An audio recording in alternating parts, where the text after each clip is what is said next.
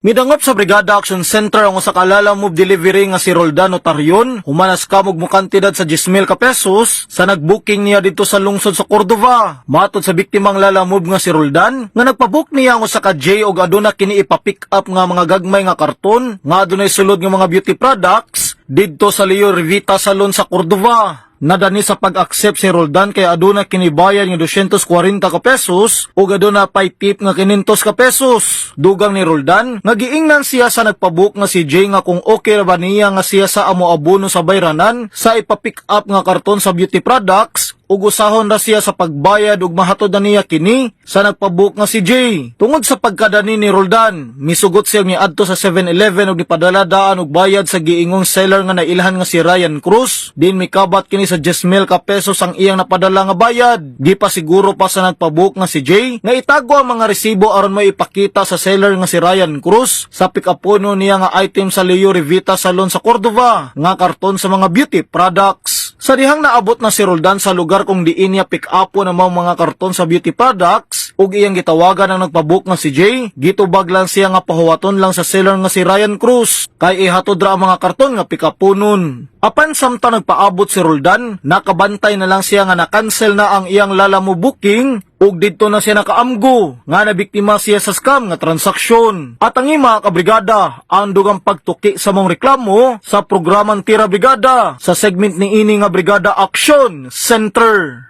In the heart of changing lives, ako si Brigada Henry Luke Vestil III sa 90.7 Brigada News FM Cebu, the Music and News Authority.